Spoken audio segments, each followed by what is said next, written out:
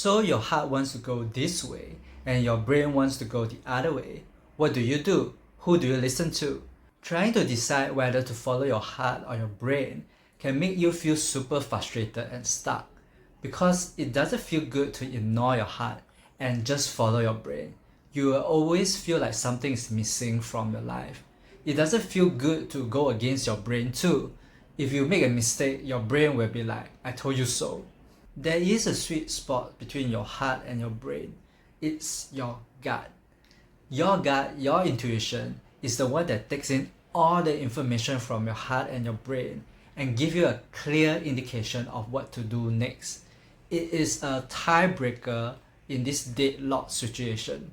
In this video, I'm going to share with you how you can align your heart, your brain, and your gut, and share with you the distinct roles for each of them. Understanding this role will help you make your decision easier, and more importantly, you will feel more at peace with your choice. No more second guessing whether your choice is right or wrong. Recently, I watched Survivor 44, one of my favorite TV shows, and in the final tribal council, one of the jurors, Emily, asked Dee, "Hey Dee, can you tell me one example where you make decision with your brain and not your heart?" Dee explains that my heart and my brain are not separated. They are the same. I cannot just play with my brain and not my heart. She says it perfectly. If your heart is going one way and your brain is going another way, they are not working as a team. Your heart and your brain are not supposed to be separated. They are supposed to work together and be aligned as one. Imagine what happens to your body or to your health when your heart and your brain are not communicating with each other or are having a conflict with each other. The reason why you feel like your heart and your brain are not working together is because you haven't assigned clear roles for them. Your brain shouldn't be the one that is in charge of making decisions. If there is an order who I listen to, I will listen to my gut first, followed by my heart and then my brain. I know some of you might disagree, but I'll tell you why. The mind is very good at planning, evaluating, judging, and comparing things. It can analyze what is good or bad for me, or whether something is realistic or not. However, it doesn't know what I want. It's like having a parent telling you to be a doctor or engineer. Hey, do this is good for you. But that's not what I want. Why do I want to force myself to do something that I didn't want to do? How could that be good for me? Many people end up in jobs that are stable and well paid, but they are never fulfilled and happy. They end up feeling depressed, stuck. I don't want to be like this. Your heart is better at letting you know what you truly desire. When you're doing something you love, you light up, you feel frisky, you feel joy, you feel passionate. When you're doing something you hate, you feel drained. You drag yourself to work. You don't want to work. Your emotion give you valuable information that your mind couldn't tell you by analyzing. When your heart desires something, your mind may give a lot of excuses of why you can't do that thing, why is it impossible. Your mind needs to support your heart with the correct belief system. Otherwise, if your mind say go for it, but your mind thinks it can't, it's too difficult, then you won't get what you want. What I do is I often tell my mind that, hey, buddy, your job is not to tell me whether something is possible or not. Your job is to help me to figure out how to get to what I desire. If it seems impossible, find a way to make it possible. That's what happened to me a decade ago when I wanted to become an animator. There wasn't any animation job available in Singapore at that time. Instead of giving up on my dreams, I started looking for jobs overseas and I eventually found a job in Malaysia. This is what I want. Don't tell me I can't have it. Help me get it, and your mind will find a way. So you always want to let your heart set the direction and let the mind design an impeccable plan to help you get there. So we have the heart and the mind. What role does the gut play? Sometimes the heart desires something that is too difficult for the mind to handle. You have such a huge dreams, you want a beautiful house, a loving partner, a career that you love and yet pays you well, and everything else. Your limited mind cannot come up with a plan to fulfill all your desires. This is what you want. but your mind doesn't know how to get there. This information gap stresses the brain. It can't do what it's supposed to do, what it's good at. For example, you want to buy your desired house and you don't have the money to pay for it. You want to do something you love, but it's not paying well. It's not paying your bills. Many people will end up giving up on their dreams and go for something more realistic.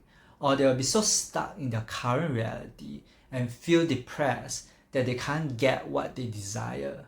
If that's the case for you, check out this video I made previously. I talk a lot more about dreaming big. Instead of giving up on your dreams, this is where the gut comes in. You don't need the exact path to your desire, you just need the next step.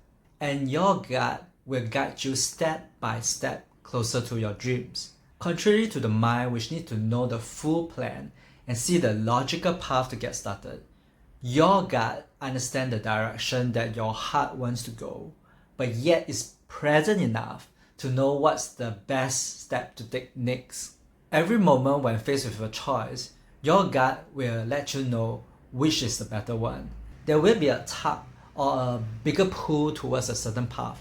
Sometimes the revealed path will seem totally ridiculous to your logical mind, but eventually everything will work out fine somehow.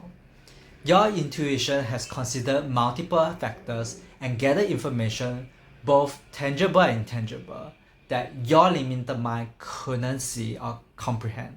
If your heart wants something and your mind doesn't have the answer, then this means that the job isn't for the mind, it's for the universe. Your mind is only in charge of things that it's able to do. The rest you leave it out to the universe to arrange, and you want to be in touch with your intuition so that you notice the sign that the universe sends you to guide you there. You can watch this video I made previously about the 3 ways to spot the secret signs from the universe. Your gut also serves as a protector of your heart. Sometimes following your heart may hurt you or burn you. For example, you fall in love hastily with someone who doesn't love you back, or someone who seems nice in the beginning but later hurts you or abuses you. Your heart desires and longs for something so much that it may jump into a decision too quickly. Your gut protects your heart by saying, "Hold on, wait a minute, are you sure? Something doesn't feel right with this person. Something just feels off with this job. There's a bad vibe here." And this isn't your mind analyzing whether the choice is right for you or not. Your mind will list down the pros and cons, more cons than pros, so the answer is no. Or you will give points to different set of criteria and total up the scores.